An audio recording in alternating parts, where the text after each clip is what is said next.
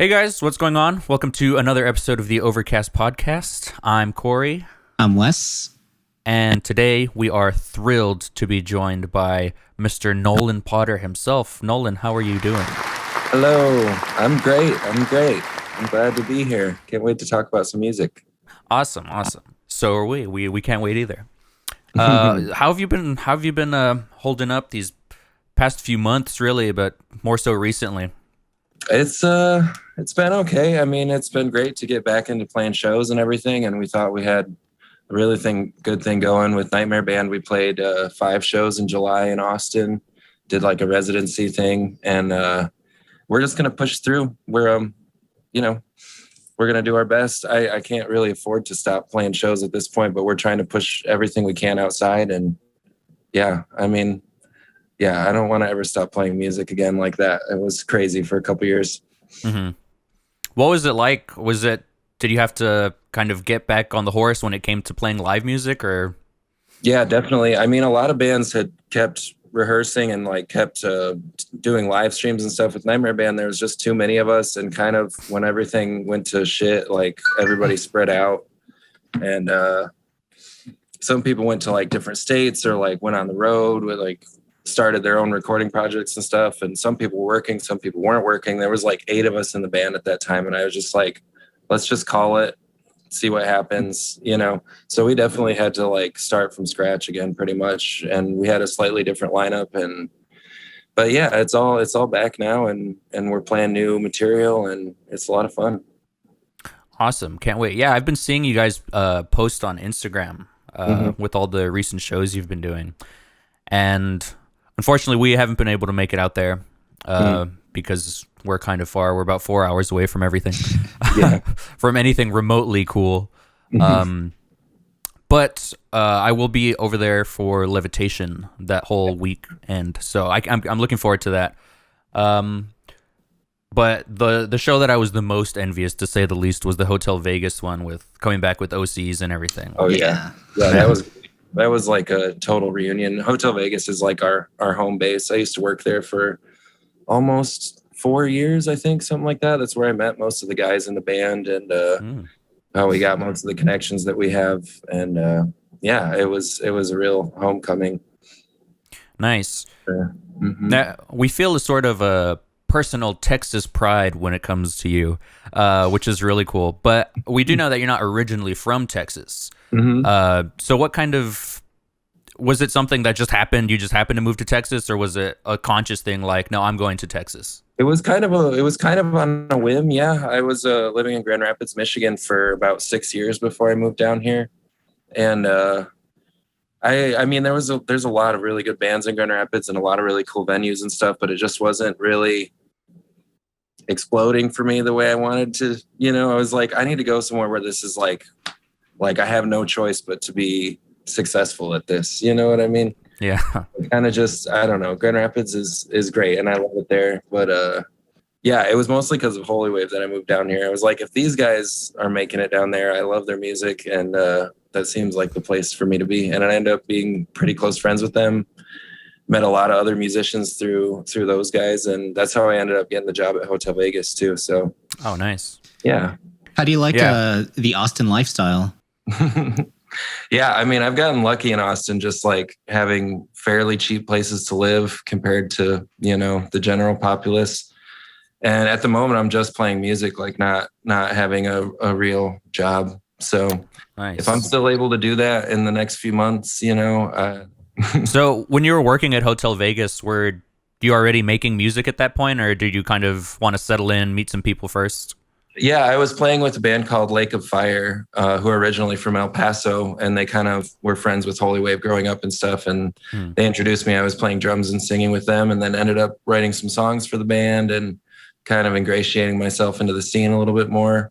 And then I ended up playing drums with Annabelle Cherrylegs for a really short period, like a summer, I think, something like that. And yeah, just like playing with people here and there, doing cover bands and stuff like that. And yeah, I think Vegas is definitely the catalyst for really meeting all the musicians. I was working the door, so it was like every time a band played there, they had to come to me first. Yeah. And I think that's a really good way to meet people for sure, if not a great way to live in the long term. Yeah. Hotel Vegas is definitely holds a sweet spot for me, at least, because I remember in 2019 or so, when I was 20 or 19 or something. I don't know. I was young. I wasn't 21 yet. But Hotel Vegas is a 21 plus, and the OCs were playing, and I was like, God damn it, dude! I can't believe I'm missing this. But luckily, Tim, he pulled some strings, and he's like, hey, as long as you don't drink and we put big ass X's on your hands, we can bring you in for free. And then I was like, yeah. I love doing that. I've gotten to do that, especially at OC's shows. Like, there's so many kids that are like, please, like, I'll do anything. It's like, I can make this like the best, most formative night of your young life if I just let you in this place. And yeah, that's one of the great pleasures we get. Last time we played with them, there was a couple kids like that too, that just like stood side stage, clearly in high school, giant X's, and it was like, yeah, this is like, you deserve to see this more than all these drunk grown-ups, Yeah, that probably won't remember it in the morning, but right, exactly. But yeah, that's cool. The whole Holy Wave biz, that kind of throws it back for us at our first Levitation. They were one of the bands on the lineup on the bill that night. So Holy Wave is great. That was the first time that we were introduced to them. Seeing and them they're live. also seeing them live, which was great. And then I was like, holy shit, how have I never heard of Holy Wave before? And then me and Wesley instantly went up to their merch booth and bought their album, and then got it signed by the band, and we've been following them ever since. Yep. Yeah. I love those dudes. Yeah, they're definitely the reason for me coming down here, I guess, when it boils down to, I was like, at least I know those 5 dudes. So how bad could it be, when I get here? And it's been great. It's definitely my home. It's the place I'm meant to be here. I'm pretty sure, I love Michigan. I always love Michigan, but I'm never going back there probably. Yeah. Well, it seems like you're definitely living the Austin dream, not having to work and just kind of living off music. So, I'm lucky that I have my expenses are very low. I mean, I'm extremely poor. Don't get me wrong. But for the time being, I can make it work. One thing that we've noticed is during the whole lockdown and, not being able to go out and enjoy life, you've still kept busy with all the releases that you've had on Bandcamp and stuff. Yeah, absolutely. And that's great. With all the material that you released, it seems like that's all you were doing, which is great. So why don't you, if you could just tell us a little bit about that time frame of making music and really not being able to do much else. Yeah. So, I mean, in a way, I was like, as much as this sucks, like now I really can just like sit here and write music by myself all day and get collecting, stimulus money and shit. I was like, I can get all the gear that I need, So I'm not like an incredibly social person anymore. So it was kind of a blessing. I like being alone, I like having my computer and just fiddling around, and like the stuff that I put out during quarantine is only a kind of the tip of the iceberg of everything I recorded. I have like 2 more records ready to go. Dang.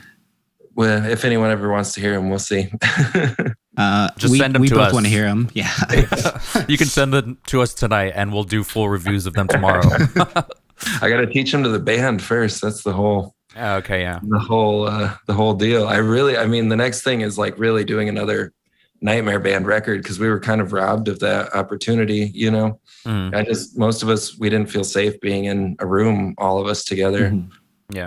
For so long that it's kind of, we call it, we're on season 5 now. We've been through 4 seasons of band members. Basically every time somebody leaves and somebody else has joined, it's like a new season. So we had to really revamp it for season 5. Yeah. Now, talking about your Bandcamp stuff, I know that Wesley was drawn to one thing in particular, and I'm sure he'd love to talk about that for a little bit. Let's hear it. Oh, yeah.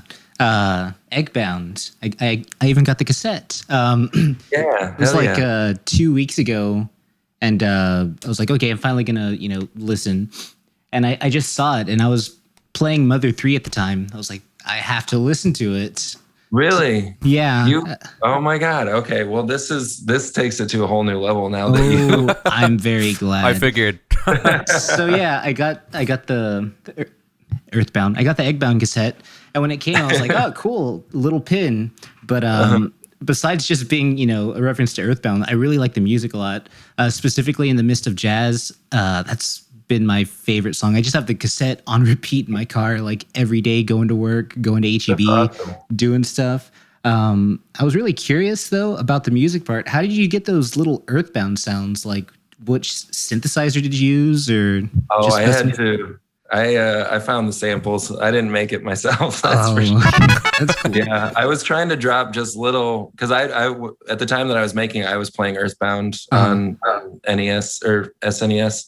Oh, cool. And so it was inevitable that it was going to cross over at some point. And then I was just like, I'm just going to do it on purpose. Just drop tiny little hints that only the true initiated people will understand, Well, I picked up on them. Yeah, hell yeah. Have you played Mother 3 yet? Did you beat Earthbound? No, I've never. I beat Earthbound. I'm working through my second time beating it. I mean, beating it, I guess, is a weird. Yeah, I mean, you beat it. You fight Gygus at the end, and then you win. But it's a compared to a lot of video games. Yeah, it's a whole experience. Yeah, exactly. I'm actually completed it. Yes, I'm gonna go through my second playthrough here in a little bit. But after beating Mother 3, I think I just need a little break from all that. Yeah, it's a lot. It's a sort of spiritual, mental journey more than most video games. And that's what I wanted to do with Eggbound too. I was approached by Michelle from Moss Music Records here in Austin. And she and I have worked on cassette tapes before because Castleface doesn't really do cassettes that much. And cassettes are super important to me. I mean, like that was the medium I grew up with, And so yeah, she approached me about doing another one. I was like, I don't really have anything in mind per se, but I have a lot of like snippets of other stuff and kind of just like mashed it all together and like cut and paste a bunch of stuff, took a part from this song and put it over top of a part from this song and, live recordings and like MIDI compositions and stuff and just threw it all together. And like I said, at the same time I was playing Earthbound and it has a really similar vibe to that where it's just like, they just threw everything in this game. You know what I mean? Like it seems like they didn't know what they wanted it to be. And that's exactly what it was supposed to be. So, but it came out great. And I love that, it's just little snippets of that, like different bits of music and stuff. And the artwork on it, looking at the liner notes, like it feels like that too, but in a good way, of course. It's collage, yeah.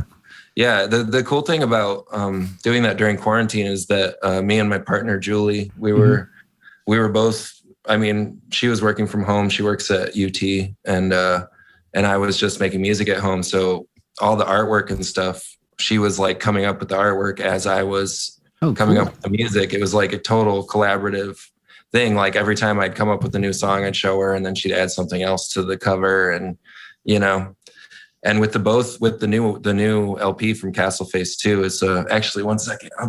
I got to show you something. Oh. She got it right here. There it is. Whoa. I mean, she put hundreds of hours into this thing. Yeah. And just as I put hundreds of hours into the record, it's been really nice to be with somebody that we can just like totally meld our minds on that kind of stuff. Mm-hmm. So is that like a painting of your little space or? Yeah, that's my bedroom basically. Cool. I mean, it's a little bit glorified, fantasized a little bit, but yeah, it's pretty accurate. I would say I would be there if I wasn't a little bit under the weather. I don't want to get my roommates sick today. So you could see the real thing, but this is cool too. At least I got that. Yeah, that's really cool. I'm excited to own it already. Yeah. I can't wait to see it I still haven't seen it on the actual record. Like we got the test pressings, but they didn't have the cover, Mm-hmm. Yeah. So, yeah, it's pretty exciting stuff. Julie's really excited about it. She's such an amazing artist. Yeah. One thing in particular that's keeping true with this record, I love the artwork of the first two albums with this one and Nightmare Forever. Mm-hmm. And I think I always hit back home with this when on several episodes that I like. It's kind of like ritualistic of getting like listening to a record and kind of throwing it on and listening to it. And I like to read along with the liner notes and just stare at the artwork and stuff. I was telling Wes in our deep dive that Nightmare Forever is a great album to do that with, just because there's so much going on. And the style of your music is incredibly unique. Like, thanks. It's great. Like I can't stress enough how much like I like Nightmare Forever. It's a great album. And one thing that we always ask is like influences and stuff. Just because we like to get a little into the mindset of the artist. But one thing that I like, if people visit your Instagram, you have like a whole highlights thing of your influences, and it's just like Hawkwind and Frank Zappa and Todd Rundgren and stuff like that.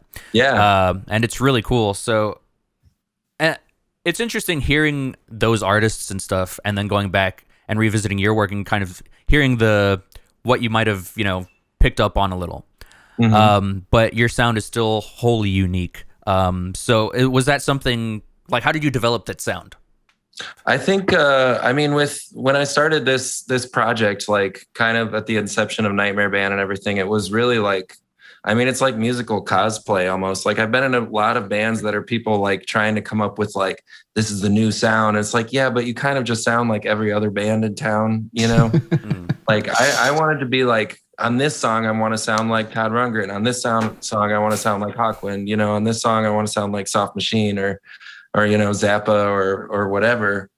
And it's really, that's really been the intention of the band from the beginning. I've always been that kind of like, I take joy in like pretend playing dress up, you know what I mean? And that's a big aspect of the band. But then when you do all those things together, it becomes something on its own, and not a lot of bands are doing that kind of thing. I think they're like, we want to sound like this. And that's what we sound like across the board. But if you see a Nightmare Band show, we have some songs that sound like Magma, and then the next song will sound like Todd Rundgren. It's like, nobody's doing that. You know what I mean? Yeah.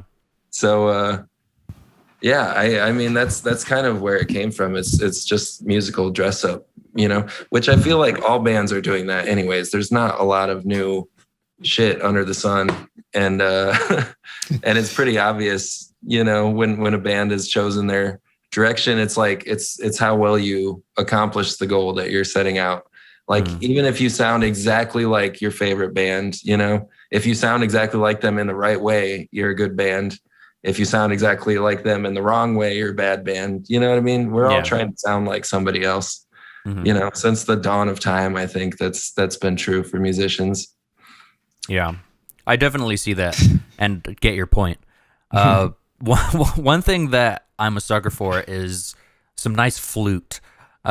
Growing up, Jethro Tull and like Ian Anderson, he's always got my attention because my dad introduced me to classical music and stuff.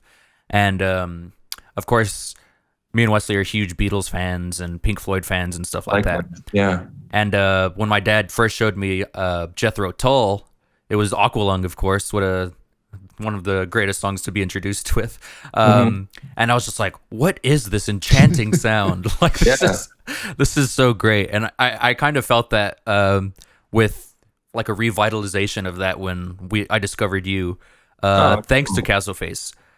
Dwyer has great respect for the flute, that's for sure. He's definitely dabbled a bit in himself too. Totally. Yeah, I don't know. I only picked up the flute like maybe 7 years ago or something. It's not like I still don't feel like I'm very good at it, but yeah, it's got a special quality. I think that the instrument itself is based on like one of the earliest forms of instruments that humans ever came up with. Like, let me just like put some air into a reed or like a pipe or whatever. And it has that sort of like ancient sort of mystical quality to it still. I wish I was a lot better at it. I need to practice a lot more. But it kind of became a sort of like a cliche of the band almost, where I'm like, it's just another instrument, you know what I mean? And then people started using it in posters all the time. And like, talking about it in reviews and stuff. And I'm like, it's just one aspect, Yeah. Like I do really, really love it, but I'm never going to be Ian Anderson. You know what I mean? Like that dude is like the Hendrix of flute. And I mean, on purpose, like that was his intention. He was like, I want to be the Hendrix of an instrument, but Hendrix is already exists, So I'm going to choose this thing that nobody plays. But then there's also Peter Gabriel, who used the flute in a totally different way, like very much more mellow, not show offy, And then so many jazz musicians I love that are flautists, But yeah, I really love it, and I'm still finding new ways to use it. Mm-hmm. Were you in like a jazz band or anything during school? I was, yeah, but I played guitar in jazz band. But it was I went to like a really small school. We didn't have a very good music program, and so I would go to a camp in the summer for jazz band in like the big city, and the big city being Grand Rapids, which is not that big of a city, but I grew up in like the middle of nowhere, so. I did a little bit of jazz band, and then I would try and take it from like that 1 week of summer camp and like work on it all year long. And then the next year I'd be like first chair or whatever, and then I played trumpet in like symphony orchestra and like pep band and all that stuff. But yeah, I kind of wish I'd stuck with classical music and jazz a lot more than I did, but I'm starting to get back into it over the last few years. Well, it seems like it's a better time for you because you seemed more seasoned musically, and it seems like a better time to get into that kind of music just so you can kind of appreciate it more almost. Absolutely. And there's way more people into that kind of stuff in Austin than anywhere I've ever lived before. Like now we have this guy Marshall playing sax in the band who's like he makes a living. Well, he's a carpenter, but he also has he does lessons and stuff for piano and saxophone. And he's just a musical genius, like on a level that nobody in the band really has been before, where I can like write out charts and write out whole, stacks of sheet music and give it to him. And we can really work together in that way, which I've never really had with a band before. Mm-hmm. But it's really fun. I love sheet music is like one of my favorite things to do, almost more than recording at this point. Interesting. Mm-hmm. Would you ever want to like do a spin-off like big band type thing? I would love to if I had time. Absolutely. I mean, the Nightmare Band is like, it's open to as many people want to be in it. Like I think our max has probably been 8, but then we've had like 8 plus another guy comes on for one song. And then, yeah, I'm open. I mean, I would love to have like backup singers, a whole horn section. Yeah. I mean, the dream is to be like a full on orchestra, someday. That would be amazing. But, we're all extremely poor, like I said. So if you ever need 2 extra percussionists, you can always give us a call. Yeah. I could play a mean slide whistle also if you want. One thing that I am always interested in is the recording process. Now, you kind of touched on that this new album, Music is Dead, which is out September 24th on Castle Face Records. Just a little plug for you there. That it was all recorded on your own. And you kind of said that all the Bandcamp stuff, for the most part, was recorded on your own as well. So is the only outlier Nightmare Forever in terms of that? Like, was that recorded with the band? Yeah, that was a full band collaboration. And honestly, I didn't have that much control over it, really. Like, it was our synth player at the time, Nori Swafford, who was a brilliant producer and engineer and stuff. He kind of really took control and used his technical knowledge on it to make it more, hold up more against a lot more modern recordings. So it was a total group effort, and we got to record in a really nice studio and had shit tons of amazing instruments at our disposal. And it was awesome. And I mean, the intention was to keep doing it like that, and then the record came out right before the pandemic, and we were kind of just forced to like, everybody kind of started their own thing, and I was just like, well, in this frame of mind, I'd much rather just do it all myself, and learn how to do it myself. And I never expected Castle Face to want to put it out, because like, it sounds pretty good now after it's mastered, but I don't know. Like, even since I've recorded it, I've gotten so much better at recording and mixing and like knowing how all of that stuff works.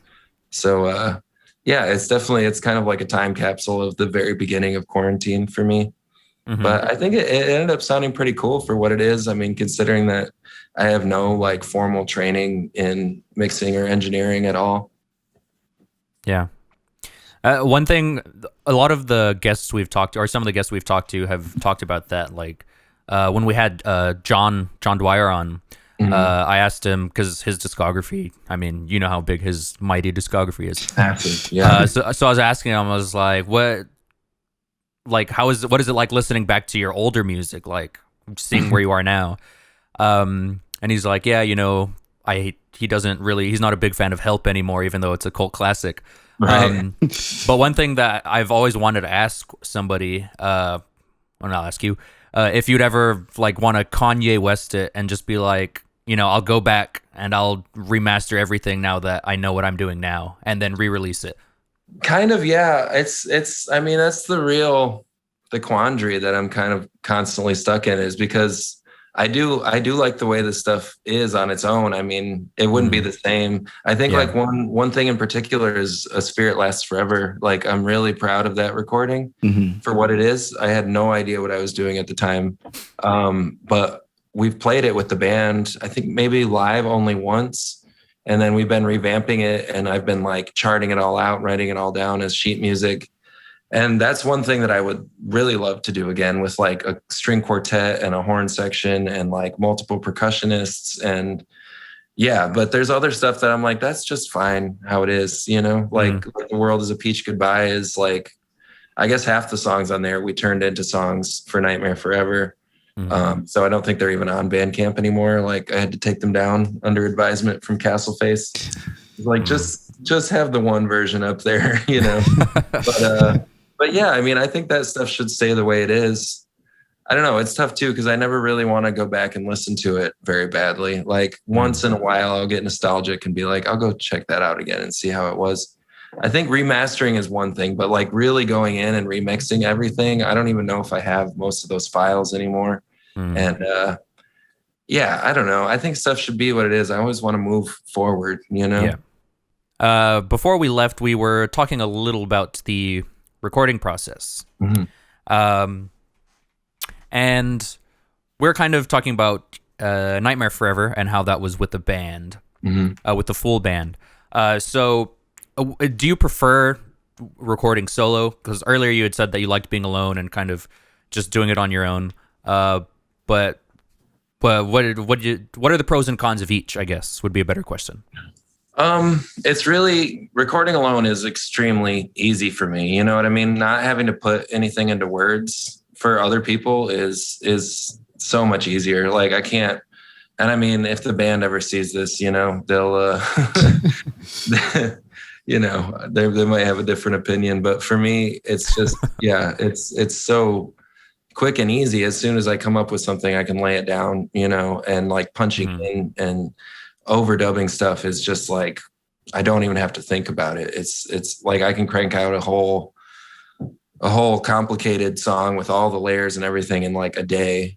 You know, and then with the band, it's a much more, we were talking about classical music earlier. It's like that kind of, where it's like dictating a part to somebody. And like on Nightmare Forever, I was like, the setup was we did bass and drums first, and I'd be in there with headphones and the metronome and conduct the whole thing, you know.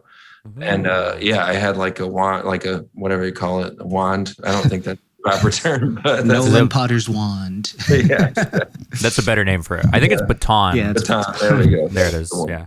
Yeah. So I mean, and I love that aspect of it too. I mean, it's much more, I mean, it's probably obvious how much I idolize Zappa. And I think that he was the master of that, like writing parts for specific people in his band. Like, I know what you can do, and I wrote this for you to play it and for you to make it your own, even though you didn't write it yourself, you know?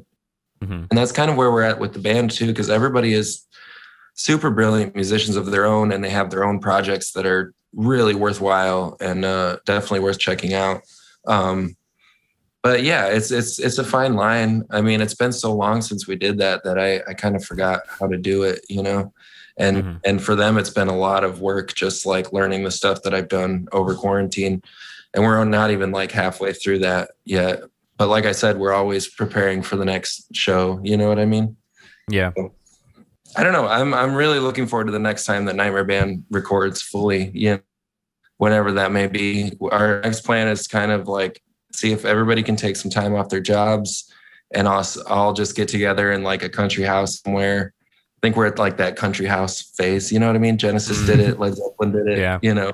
Magma did it. All the bands we love get to that point where it's like, let's just drop everything and go out in the middle of nowhere and see what happens. And so there's that aspect of it. And then the aspect of I have 2 more records of stuff that I did myself that like, if we learn it and it's good with the band, then we'll record it like that. If it sounds better just the way that I did it, and then we'll move on to something else with the band. I'm always looking for ways to make it more collaborative for everybody, because I want them to feel like this is their band too, I kind of made the mistake at the beginning of calling it Nolan Potter's Nightmare Band and putting all the pressure on myself, But that's something we've been talking about. And as we tour more and stuff, it becomes like a family affair. So, we'll see. I don't know. I love both aspects of it. And I'm not going to stop making music in my room, But I love the dudes in my band and I love making music with them. Yeah, maybe you could do a solo thing on your own where you go to a farmhouse and like Paul McCartney's Ram. Seriously, yeah. Putting drums in the toilet and stuff. Yeah, shooting, recording guns and shit. Real classic stuff. I had a question, but I lost my train of thought. I'm sure. So let me regain it here. I'll just throw this in there. Probably because I subconsciously want this to happen to me. But what was the process like of joining Castleface? Was it one of those like classic John Dwyer scouting you live and being like, okay, I'll approach this guy? It actually was through Andrew Cashin from A Giant Dog and Sweet Spirit. He and I worked at Vegas occasionally, like when he wasn't on tour and stuff, he'd pick up shifts. And so we got to be pretty close friends. And he saw us at a house show, the only house show that Nightmare's Band has ever played for, obvious logistical reasons of not being able to fit 8 guys into somebody's living room. But and then at that same show, he texted Dwyer and he told me, he's like, I never do this, but like this dude needs to hear your music. And I honestly am not like, up to that point, I wasn't super familiar with John's music other than working at Vegas and seeing their live show, which is obviously amazing and like, so impactful for me. Yeah. And John reached out right away. I didn't get his email for like 3 weeks because I forgot to check that account.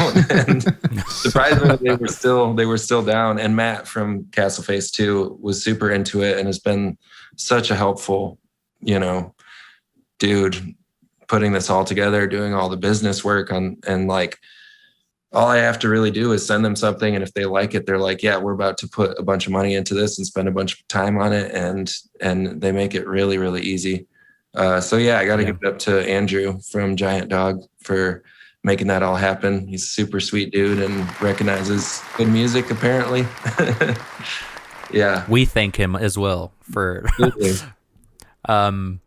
it's really great. Castleface really seems like a great team thing. Like we had Matt on also, and it's really great because we could tell that he loves doing that kind of work. He really does. And I mean, it's not easy stuff to do, the stuff that he's doing. I mean, especially during the pandemic and stuff, organizing production schedules and stuff. It's been crazy. Like originally, the new album was supposed to come out in July, but because of all the production delays and, we have to get the records shipped from the Czech Republic, and it just kept getting pushed back. And he's been always cool about it and never like, he's like willing to compromise with us. Like, hey, since the record's not coming out, we'll do a single and then we'll do another single and we'll kind of push it throughout the summer. And they're just super easy dudes to work with. I mean, Dwyer's called me a couple times over the pandemic just for no reason, just to check in and see how everything's going. We talk about Dungeons and Dragons and let each other know how our campaigns are going and stuff. And Yeah, he's a really sweet dude. He's definitely become a sort of like father figure for the whole band. He let us stay at his house in LA when we were out there, and yeah, he's great. And Matt too. They're just the sweetest dudes ever. Absolute legends. And we can't. I mean, I know both of us can't wait, but I'm sure your fan base in general can't wait for Music is Dead to come out again September 24th on Castleface Records. But yeah, so what was kind of the mindset going from Nightmare Forever into Music is Dead? Was it kind of one of those times where it's like, okay, I still have these songs that I'm working on already, let me just make a whole new album? Or were you like, I'm gonna start a new album from fresh? No, so I started the tracks for Music is Dead before the pandemic, like several months before. I think fall of 2019. My buddy that I used to work with let me use the shed in his backyard and just set up shop in there for a couple of weeks. And originally they were just going to be demos for the next Nightmare Band record. Like I had no plan of doing a solo record ever again, really. It was like, well, we have this band now, so let's just do that. And and then they kind of just, once the pandemic happened, I was like, I guess I got to keep working on them. You know, it was never really intentional. There wasn't I don't know. It wasn't going to be a follow-up to Nightmare Forever, really. Like there's a lot of things in my mind that happened between those things, like things that I had recorded and like ideas for albums that I had. And it's just the way that productions end up happening. Like it's a little bit, oh, you freeze on me again? Oh, we're back. No, we're good. Okay. It was just, it was just kind of the next one that happened. And it was the next one that Castleface latched on to. I think there was a lot of little stuff in between that was on my Bandcamp for a while. And I took it down. And then, and the weird thing is I was going to call it Music is Dead before the pandemic happened. Now it seems like it's a direct reference to that. Yeah, very fitting. Yeah, it was kind of a prescient moment, like a prophecy. But it was a tongue-in-cheek sort of thing. And once the full record comes out and you hear the song that is titled Music is Dead, I think it'll make a lot more sense. But yeah, I don't know. It's weird. Because you're only ever putting out records that you did a year ago, 6 months ago, maybe. Yeah. You know? And now I'm like so far ahead of this and it's just coming out. And now we have to like play it at shows a bunch and stuff. And it's hard to keep up with the production schedule. But I'm pretty happy about it. I think it's coming out at the right time and I hope people like it. God damn it! I lost my train of thought again. It'll come to me. Let me get it. Sorry, I'm a rambler. I can go. No. It's just it's my fucked up mind that can't function properly.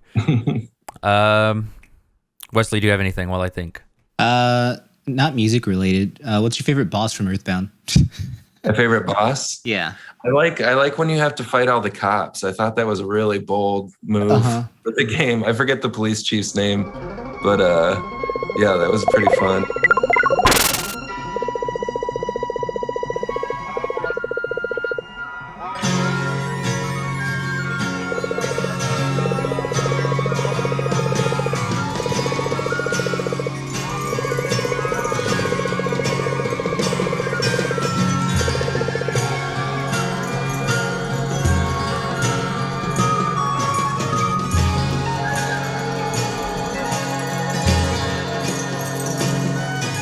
I remember what I was going to say. We're talking about Music is Dead. And Wesley brought up that on the deep dive, actually, that it's a call, Gregorian chants is kind of like a callback to Little Gregory on Earthbound, Eggbound, sorry. And we always talk about how much we like seeing sort of the progression of songs.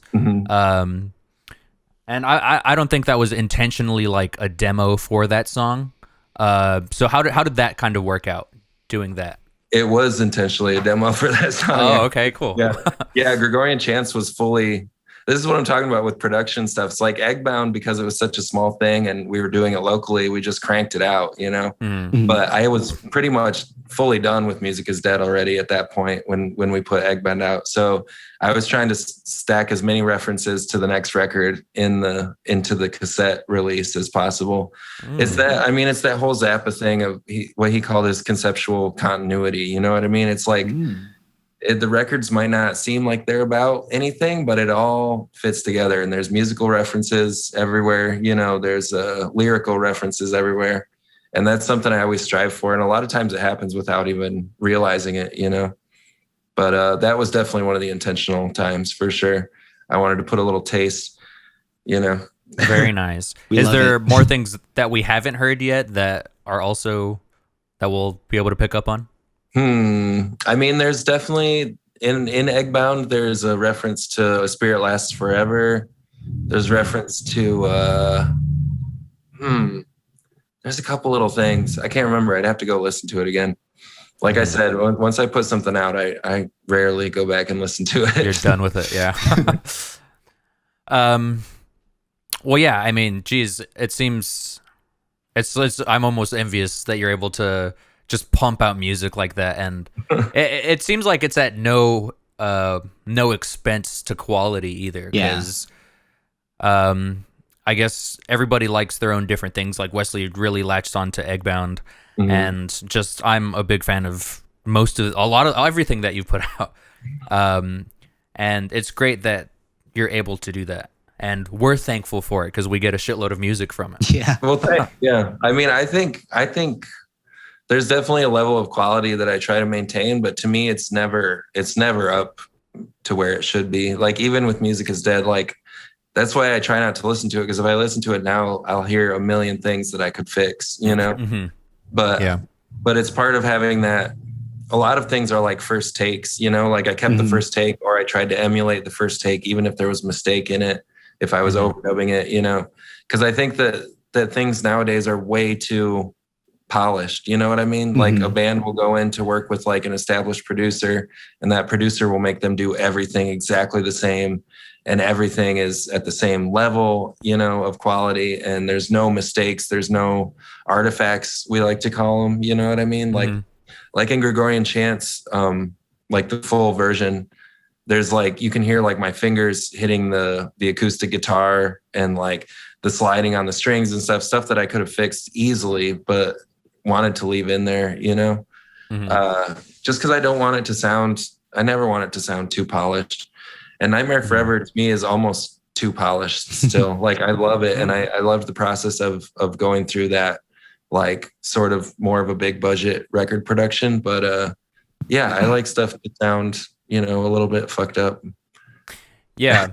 That also, I love that too, because it's kind of, like you said earlier, it's like a time capsule, so you can kind of listen back to it and be like, oh, I remember when this happened. Exactly. But also it adds character to the music. Like it adds that extra layer of, like you can literally almost hear the work going into it.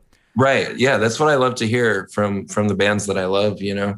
I think Zappa, again, is a really good, like, example of that. As polished and amazing as all his stuff is, like he intentionally put in little artifacts like that for people to discover, you know. And I don't ever want to lose that type of thing. Like I'm a little wary about going into a big studio situation with the band in the future. I might want it to be more of a hybrid, you know, like working on it at home and then taking some stuff to a big studio and then taking that home and like never really giving it away to somebody else to make it what it ends up being, you know? Yeah. Is that sort of, what is your mindset going into playing a live show? Like, do you want to keep, because I know some bands, they want to keep it to, this is what it sounded like in the recording, so we're going to try to do that, emulate that live. So with your music, what is that like? I mean, I think it depends on how much time we have. A lot of times we're really rushed to get ready for a show just because of the level of musicianship that a lot of this requires. There's definitely a lot of sections that everybody in the band is free to do pretty much whatever they want. If I don't like it, you know, I'll call them out on it and see what we can do to fix it. But Yeah, the live show is a lot more improvisational feel. And there's things like, even with like when we play Gregorian chants live, we add this extra chord that I didn't think of when we were in the recording, but somebody did it by accident in practice. And we're like, we're keeping that, it's like, I wish I could go back and put it into the record now, but there's little things like that we're just like, the live show is its own thing. And whatever happens, Yeah, I definitely, I think it's a lot of pressure on the band to try and live up to the recordings sometimes. And I don't want to put them in that situation, I'd rather it just be like a fun, energetic show, and as close as we can get to the recording is fine. But the recordings weren't even like, it's not like I did everything on purpose. You know what I mean? Like some things just kind of happened. So I want that same feeling in the live show. Mm-hmm. Are you... I would assume that you're more of a recording person than a live show person. I think so, yeah. I want the live show, like I said, to reflect that same sort of vibe. And but the live show, the live band is just a way of propelling the recordings forward, Yeah. Mm-hmm. As we tour more and stuff, I think that our focus on the live aspect will become a lot more, apparent, and it'll get a lot more polished, and we'll have more fun doing it. It's really fun, but it's a big production, It's great that bands are starting to play live again. Like I'm super excited for it.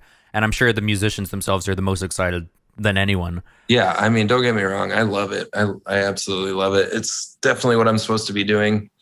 And being in a van with these dudes, like the last 3 days, it's like, yes, this is where we're supposed to be, Yeah, I'm never, if they shut this shit down again, I'm going to be absolutely pissed. I don't know what's going to happen. Yeah, I was talking to my girlfriend already. I was like, Levitation, things are getting shut down again. So, I don't want to speak anything into existence, but to say at least our fingers are crossed. Yeah. At least in Texas, the government isn't going to stop us from doing anything. Yeah, honestly, for all. Or worse, except for, I guess, having abortions and, training to use a gun before we're allowed to carry it around.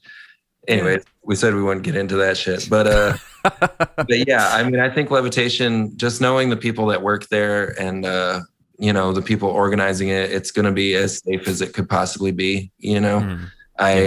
There has been a history of them canceling stuff in the past, always for the right reason. I was here the one year where everything flooded and it was terrifying. We had like people from like musical refugees, that had flown in from other countries and stuff. And they were like, everything's done. What are we going to do? And we had people staying on our floor and stuff. Like this band from France stayed with us through that whole ordeal. And then they figured it out and they made something happen, So I think Levitation is definitely they're gonna find a way to get through this, and we're here for it. I'm really excited. Yeah. Well, I cannot wait. And we always like to close off the show by asking, what does the future hold for Nolan Potter? You've already said that you practically have 2 albums recorded already, but what's the immediate next thing that you're working on? The immediate next thing that we're working on is a tour to New York City and back. We're going to play 2 shows with the OCs at the Warsaw in Brooklyn, and then another show with them a couple nights later in Atlanta. And we're really, really excited about it. We've got our very own van now that runs really good.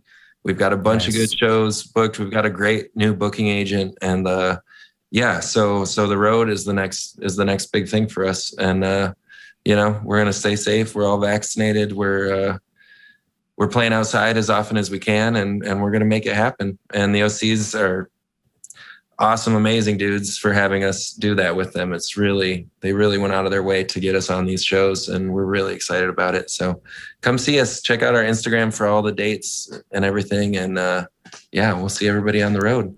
Yeah, we'll definitely link everything down below in the description as well. So everybody check that out. And yeah, thanks so much for being on and taking the time. Hope it wasn't a massive waste of your time. No, absolutely. I love doing this stuff. I'll talk about music all day. I don't care. Awesome.